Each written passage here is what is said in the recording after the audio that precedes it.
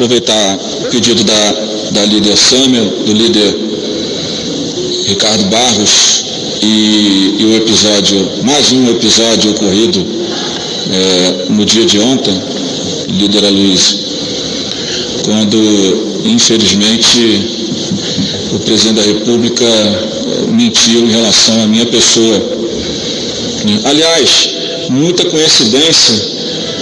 a narrativa que ele usou ontem com a narrativa que os bolsominions usam há um ano comigo em relação às medidas provisórias que perdem validade nessa casa. É a mesma narrativa. A narrativa que eu deixei caducar a medida provisória do 13º, ela não vem de hoje. Peguem as redes sociais dos extremistas bolsominions, que você vai ver que está lá, Rodrigo Maia derruba e caduca a medida provisória do 13º, do Bolsa Família e do BPC. Então, é uma articulação conjunta para desqualificar e desmoralizar a imagem dos adversários do presidente da República. Mas hoje o próprio ministro Paulo Guedes confirmou que o presidente é mentiroso, quando disse que, de fato, não há recursos para o 13º do Bolsa Família. Então, eu acho que essas coisas para um país com as dificuldades que a gente está passando, com a dificuldade que a gente vai passar a partir de 1º de janeiro, com o fim da PEC da guerra, que todos os partidos aqui votaram, do PSOL ao PSL, todos colaboraram, deram as condições para o governo governar o nosso país. Eu acho que a gente devia estar mais preocupado em estar numa mesa dialogando sobre o nosso futuro do que estar tentando transferir responsabilidade para os outros. Quando você disputa uma eleição para ser presidente do Brasil, você assume a responsabilidade de dar o norte do nosso país. Infelizmente não é o que tem acontecido nos últimos quase dois anos. E digo mais, se o presidente da República tivesse tido coragem, nós podíamos estar discutindo sim o 13º do Bolsa Família aqui hoje, podíamos estar discutindo a expansão do auxílio emergencial aqui hoje. É claro que a visão da esquerda em relação a esse caminho é diferente da nossa visão, que somos liberais na economia, mas mesmo no nosso campo, nós fizemos muitas propostas, muitos economistas considerados liberais, um grupo grande de economistas de São Paulo, fez uma proposta para a expansão do auxílio emergencial ou ampliação, fortalecimento do Bolsa Família, que não seria muito diferente. Claro que do nosso campo, com restrições nas despesas públicas, respeitado o teto de gastos, mas nós hoje aqui não estamos discutindo um novo programa social para o Brasil, porque o presidente da República proibiu o relator Márcio Bittar, ou pelo menos indicou, claro que ele não pode proibir um senador de nada, mas indicou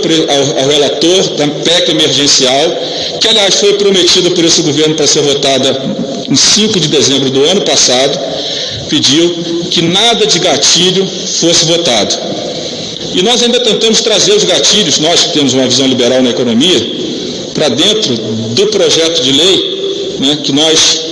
votamos anteriormente, o 101, mas o próprio governo não conseguiu as condições, o Ricardo Barros tentou, não conseguiu as condições.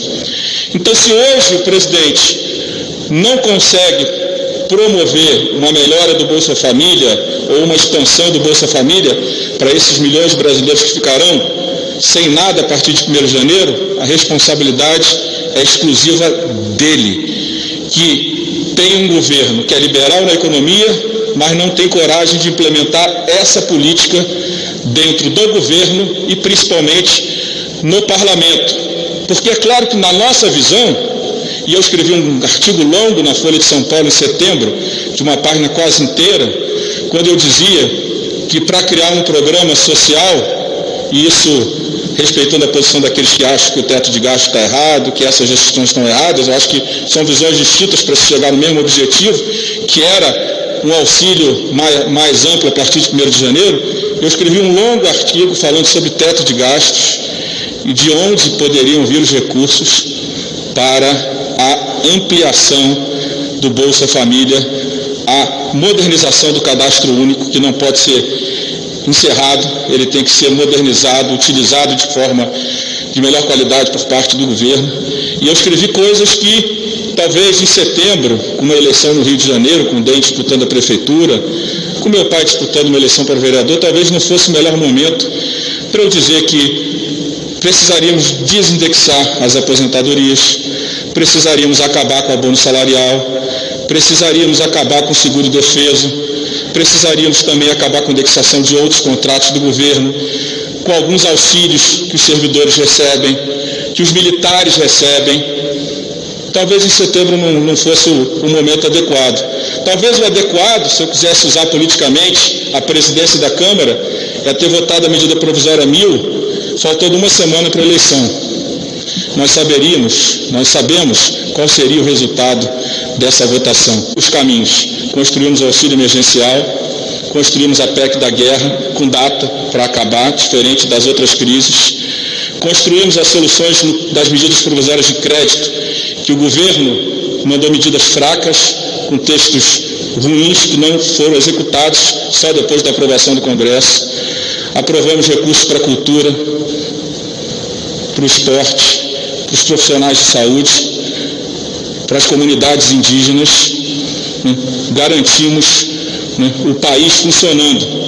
porque o negacionismo do governo e a depressão do ministro da Economia fizeram que o parlamento assumisse esse papel. Por isso que no meio da pandemia ele veio com tantas agressões. Mas eu poderia aqui agora, e tenho muitos pedidos no meu WhatsApp, anunciar que eu votaria a medida provisória 1000, que, como disse o líder do governo, não há interesse por parte da base do governo e do governo, pelo seu líder, de votar essa matéria, porque ela já fez os seus efeitos. Mas eu precisava fazer o meu discurso para resguardar a imagem dessa casa e da minha presidência, porque amanhã a narrativa vai deixar de ser do 13º do Bolsa Família e ele vai dizer que fomos nós que acabamos com o auxílio emergencial porque não votamos a medida provisória. Então foi muito importante o governo entrar em obstrução contra a medida provisória 1000, foi muito importante, isso está registrado na imprensa, está registrado aqui no plenário, porque nós queremos, eu tenho certeza, estamos dispostos ainda a trabalhar no mês de janeiro, construir os caminhos para que 8, 10, 12 milhões de brasileiros possam ser incluídos no Bolsa Família de forma a respeitar o orçamento primário. Claro que aqui tem visões diferentes de como chegar, mas no nosso campo liberal da economia, nós ainda queremos, estamos dispostos, mas isso eu sei que o plenário inteiro está, até para discutir as matérias, dispostos a discutir os caminhos. E os caminhos nossos passam pela PEC emergencial, passam pela reforma tributária, passam pela discussão da reforma administrativa, mas não para perseguir servidor, para valorizá-los e valorizar a qualidade do serviço público. É disso que nós tratamos. É claro que alguns olham apenas cortes. Não adianta cortar se você não der condições para que o servidor atenda bem ao cidadão brasileiro. Então eu fiz questão de fazer esse registro, eu sei que está sendo longo, mas não é a primeira vez e tenho certeza que não será a última, porque continuarei no mesmo lugar que sempre estive, do lado da democracia, contra a agenda de costumes que divide o Brasil, que radicaliza o Brasil, que gera ódio entre as pessoas. E como essa é a agenda do presidente, eu continuarei sendo um leal adversário do presidente da República, naquilo que é ruim para o Brasil. E serei um aliado do governo e não do presidente do governo nas pautas que modernizam o Estado brasileiro, respeitando o limite de gastos, já que a nossa carga tributária é muito alta e a população não merece, mais uma vez, pagar a conta da incompetência e da falta de coragem do governo de enfrentar aquilo que prometeu, que é a reestruturação das despesas públicas, começando pela PEC emergencial.